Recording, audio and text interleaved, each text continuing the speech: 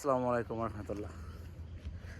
কিছু কথা বলি, কিছু কথা আসলে না বললেই নয়। আমরা যারা সার্ভিস করি আমাদের একটা প্রতিনিয়ত প্রবলেম আছে। প্রবলেমটা কি? ধরুন কোনো কারণে কোনো পারিবারিক সমস্যা হলো, বা কোনো আত্মীয় মারা গেল, বা আমরা কোনো হঠাৎ করে অসুস্থ হয়ে গেলাম। আমরা কী করি, আমাদের বসেরা যখন আমাদের ফোন দেয় আমরা সেই ফোনটা আর পিক করি না।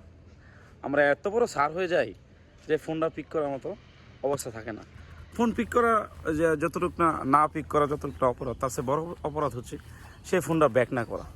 আমি 2 দিনে আসতে পারিনি, আমরা 2 দিনে কিন্তু আমি অফিসের কোনো খোঁজখবর রাখি না, অফিসের ফোন ব্যাক করি না, কারোর সাথে কোনো যোগাযোগ রাখি না। এটা কিন্তু ভাই ঠিক না।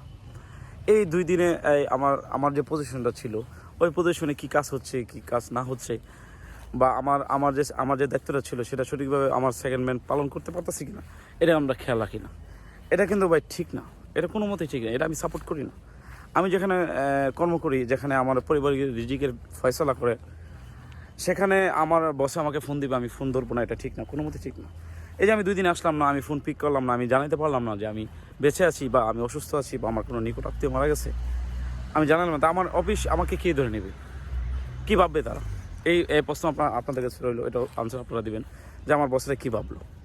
ধরেন এই 2 দিনের গ্যাপে যদি ম্যানেজমেন্ট নতুন কোনো কাউকে হায়ার করে, সেখানে আমার কী করণীয় আছে বলেন? আমার আপনার কারো কিন্তু কিছু করণীয় নাই, কারণ নেচারটা আমরাই খারাপ করছি। আমরা কীভাবে খারাপ করছি?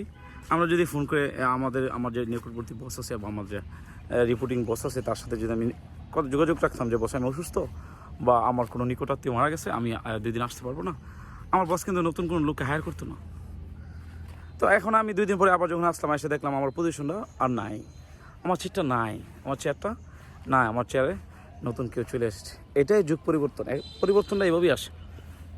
আজকে আমার যখন দুর্বলতা থাকবে, আমি আমার সিনিয়রকে মানবো না, সিনিয়র আমাকে কেন এত দয়া দেখাবে? তো বিশেষ করে আমি বলবো, আমরা যারা কর্মব্যস্ত মানুষ আছি বা আমরা যারা সার্ভিস করি, আমাদের সিনিয়র যে বসরা আছে, তারা যেভাবে আমাদের চায়, যারা যেভাবে আমাদেরকে ইউজ করতে চায়, আমরা সেভাবে চলি।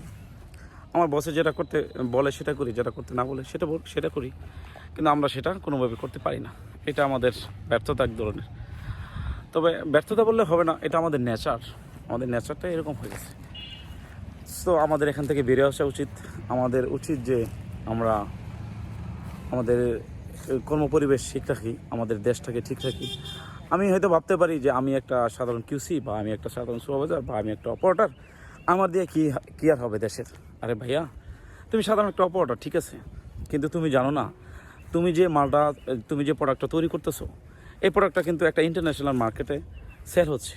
তুমি চিন্তা করতে পারো, তোমার হাতে তৈরি, তোমার হাতে ছোঁয়া লাগা একটা ফ্যাব্রিক